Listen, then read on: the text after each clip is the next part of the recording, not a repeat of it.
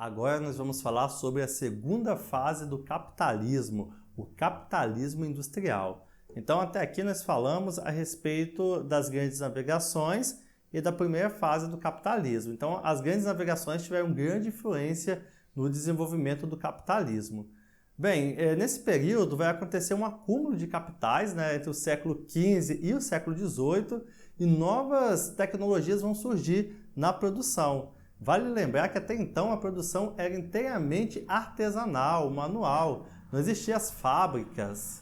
Então, com as mudanças que acontecem no século XVIII, a produção vai ganhar um grande impulso, um novo impulso. Então dá uma olhada aqui no quadro, vamos observar. A Revolução Industrial ela acontece na Inglaterra, na Europa, no século XVIII, com a Revolução Industrial. Nesse período, inovações tecnológicas, como por exemplo a máquina a vapor e a produção industrial, vão fazer com que aquele modo de produção artesanal vai se tornar uma produção industrial. Então veja só como que vai aumentar a produção. Se antes um artesão produzia algumas peças durante o dia, agora com a máquina ele vai produzir centenas, milhares de peças num curto período de tempo. Tá? Então a indústria ela vai revolucionar a produção de mercadorias do século XVIII. Então isso, como eu acabei de falar, vai dar um novo impulso para o capitalismo, inicialmente na Inglaterra e em outros países da Europa, primeiro Inglaterra, depois outros países. Estados Unidos e Japão vão se industrializar entre o século XVIII e o século XIX e nós chamamos essa industrialização de industrialização clássica.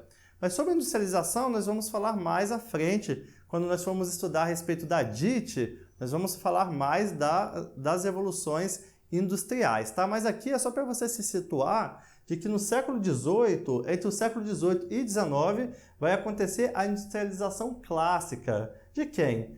Europa, países europeus, depois Estados Unidos e Japão. Na segunda metade do século XX vai acontecer a industrialização do resto do mundo, os países subdesenvolvidos, mas nós vamos falar mais sobre isso nas aulas sobre a divisão internacional do trabalho, ok? Com o aumento da produção industrial dos países europeus, das principais potências europeias, vai haver a necessidade de novas fontes de matéria-prima, fontes de energia e também novos mercados consumidores. Mas como assim?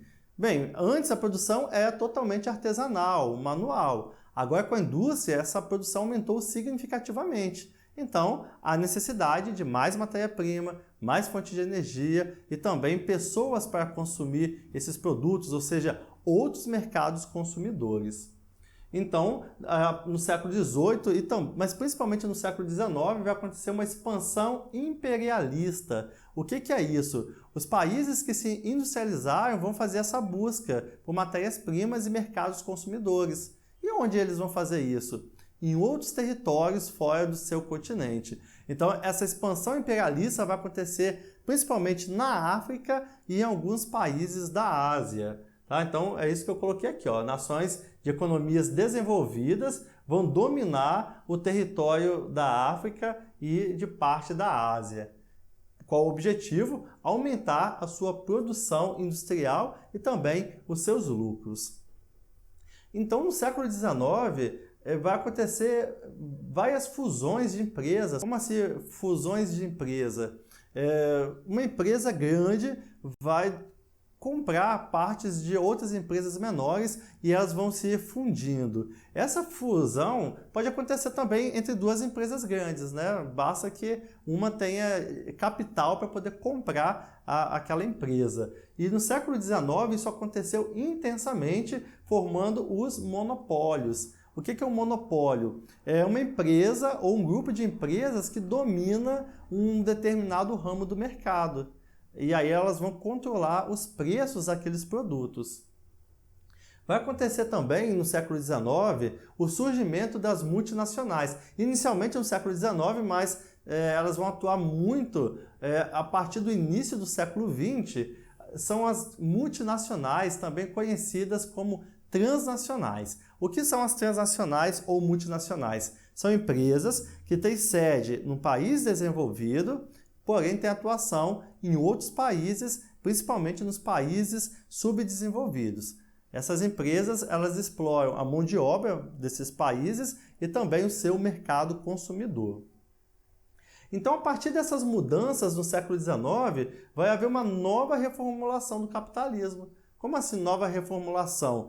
É porque até o século XVIII, o lucro advinha principalmente da produção industrial, certo? Agora, quem tem o poder de controlar a economia não são só as indústrias, mas os bancos e instituições financeiras. Essas instituições vão ter um papel dominante na economia mundial e na forma de se obter lucro. Então, nós vamos chegar numa outra fase do capitalismo que nós chamamos de capitalismo financeiro, quando os bancos e as instituições financeiras vão ter o pleno domínio da economia mundial.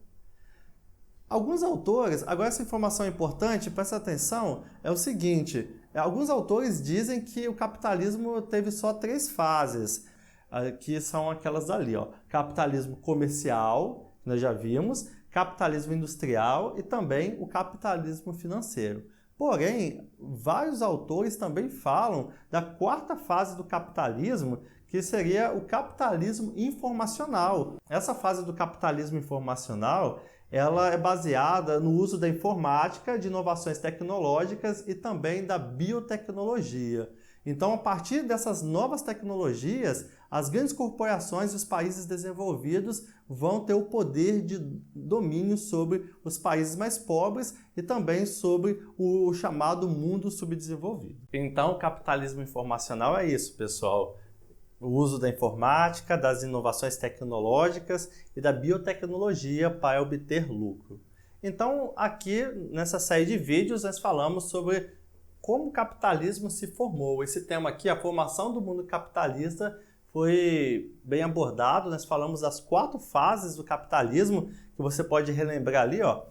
Capitalismo comercial, grandes navegações, capitalismo industrial e as revoluções industriais, o capitalismo financeiro e o poder das instituições bancárias, as instituições financeiras e, por último, o capitalismo informacional, o poder da tecnologia, da informática, na exploração, na produção e na obtenção de lucros. Qualquer dúvida, fique à vontade para poder comentar aqui embaixo. Muito obrigado por sua audiência e até a nossa próxima aula. Tchau!